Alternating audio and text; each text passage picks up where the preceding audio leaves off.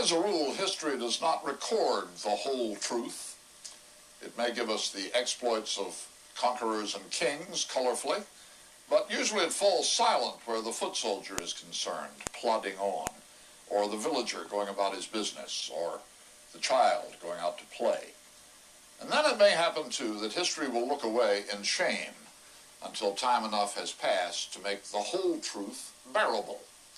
As Randall Pinkston is about to tell us, in one place, time enough finally has passed.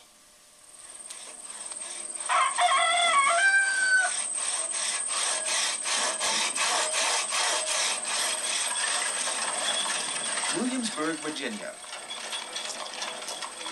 on the eve of the American Revolution. This is where men like Thomas Jefferson, George Washington, and Patrick Henry laid the foundation for the ideas, ideals, and culture that would shape the future United States. This is a living museum, a destination point for about 1 million tourists a year. But until recently, only half the story of this town's 18th century colonial past was being told.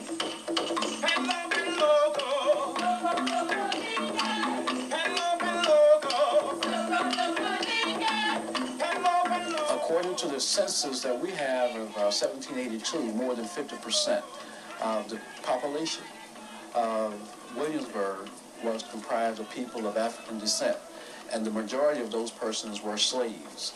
So they were very much a dominant part of Williamsburg.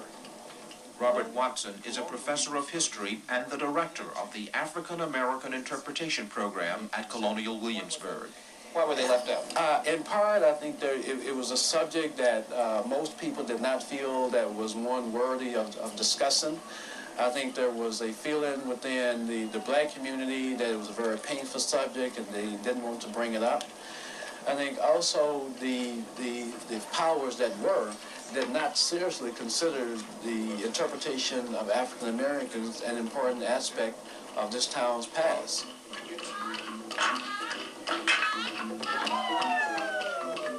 By 1979, there were people who felt very strongly that this part of the interpretation had been left out and needed to be included if Williamsburg was going to present American history from an authentic perspective.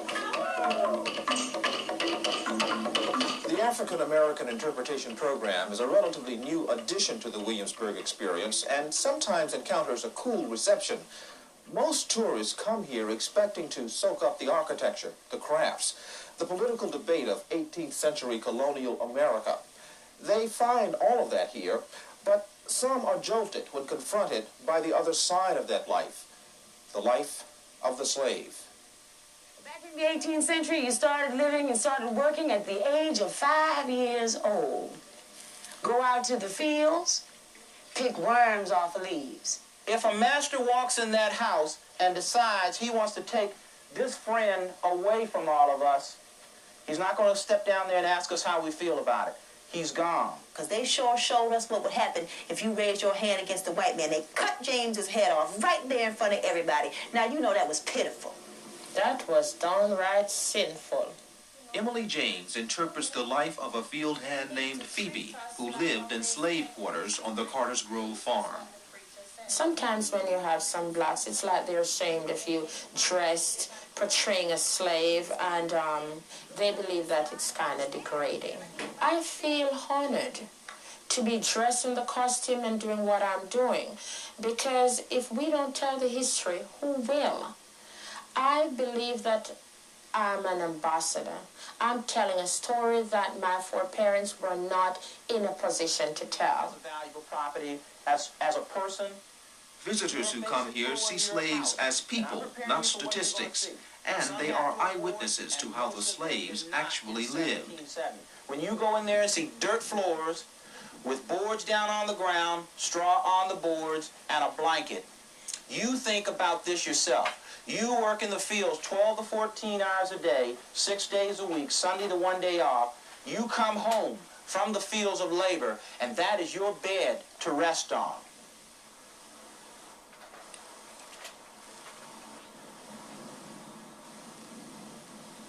Quite a contrast from the master's house at Carter's Grove, just up the hill from the farm's slave quarters. The location and construction of this settlement is based on archaeological and historical evidence. Master Everard, he got the... Interpreting slave life combines careful scholarly research and some educated conjecture. We don't find a lot of documentation, but even at that, there's enough information that comes out of the documents that we do use, newspaper accounts, traveler accounts, diaries that are written by the wealthy, that give enough information about the slave community that are close, very close, to what actually happened here that we feel comfortable. And then do you go back to your house and relax or do something for yourself, or do you... Firstly, I have no house. Slaves in the city live in the loft areas above where they work, over the kitchens and laundries and stables. One popular feature of colonial Williamsburg allows tourists to question the interpreters as the historical characters they portray. Here, Christy Coleman is slave Kate, property of local contractor Benjamin Powell. Are you allowed to have any kind of possessions? Property may not own property. That is why slave marriage is not legal and the church does not see it either. My children are not my children. I am simply their mother. Mr. Powell owns them from the time of birth. When I am researching for a character, I pull out everything that I know, either about them or about their owner, other slaves on the property, look at the makeup of that property, what's being produced there will tell me what the work life is like. Interpreter Coleman is also attempting to project her own view of Kate's emotions, what she thinks an 18th century slave might have wanted to tell an audience if given the chance. Are you ever beaten? I have been. What had you done? He refers to it as insolence.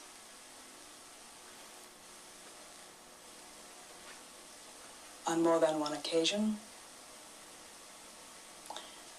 But quite frankly, what I have done or not done, in my mind, is almost as great as someone to ask a woman, what have you done to have a man lay on you without permission? Coleman's bold interpretation, more than any other, often leaves visitors uncomfortable with the concept of slavery. Whether you're angry when you leave, whether you're sad when you leave, whether you're disgusted when you leave, you will feel something when you leave. You may not remember everything I said, but you'll remember everything you felt.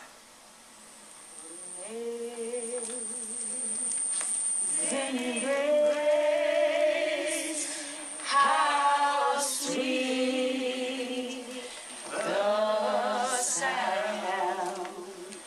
All of the members of Williamsburg's African-American interpretation program share a common goal: to connect the historical thread from America's troubled origins to the conflicts of today. Robert Watson. The legacy of slavery is racism. If you do not have an understanding of the 18th century and even prior to the 18th century, then you can't very well understand what we can do to resolve race relations in the 21st century. I see. I know y'all getting tired. Yeah. You want to conclude by saying...